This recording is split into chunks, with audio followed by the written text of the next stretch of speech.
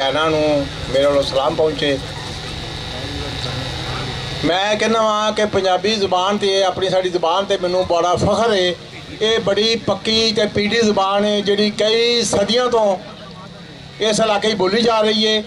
आम तौर पर जबानों सरकारी सरपरस्ती हासिल होवे ते फिर वो उभरदियाँ ने तो फिर लोगों तक तौर तक पहुँचदियाँ ने। जिस तरह कि इत्थे अंग्रेज़ आए तो अंग्रेज़ी जुबान आई, पहला जो मुगल आए तो फारसी जुबान कई 100 साल इतों की जुबान रही है, लेकिन टुट गया तो हम फारसी बिल्कुल मादूम हो गई, ख़त्म हो गई है।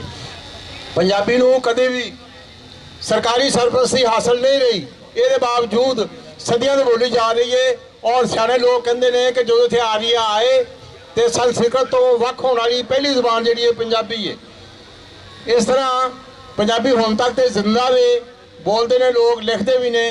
लेकिन मैं सारे भैनों तो भरावां नूं रिक्वेस्ट करांगा, बेनती है मेरी कि जिहड़ियां औरतां ने खास तौर पर वो अपने बच्चों नाल उर्दू च गल करदियां ने, पंजाबी गल करन नूं अहसासे कमतरी समझदियां ने, तो समझदियां कि ये पंजाबी है ये जाहिलां दी जुबान है।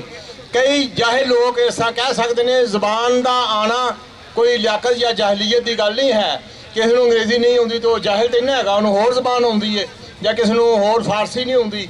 इस तरह जुबान ना आना या आने वाले कोई गल नहीं। पंजाबी इन्नी सच्ची तो इन्नी पीढ़ी जुबान है कि इनू ये हर चीज़ का इजहार किया जा सकता है, गज़ल का भी, नज़म का भी और नसर का भी। तो मैं कहांगा कि जोड़े अपने बच्चे ने उन्होंने, क्योंकि माँ को तरबीयत लेंदे ने, माँ को लफज सीखते हैं, गल्लां सीखते हैं, मावां नूं चाहिए कि उन्होंने पंजाबी बोलन। मैं तो ये पढ़िया कि पहला वो लोग बड़े मोहतबर होंदे हैं जिन्होंने कई जुबानां आउंदियां सन।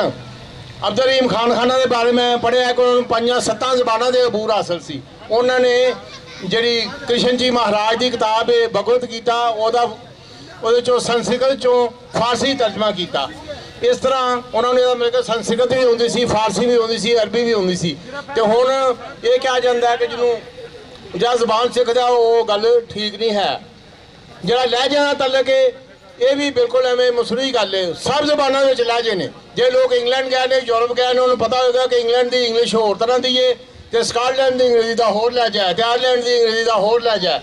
बड़ा मुख्तलिफ है, लोकल बंदे भी गौर नाल सुनन तो समझ आती है। इस तरह अरबी जी बड़ी अहम जुबान है मुसलमानों वास्ते, वो 7 लहजे ने और बड़े घट लोग ने जो अरबी के 7 लहजों के अबूर हासिल है। एक डॉक्टर के बारे में, डॉक्टर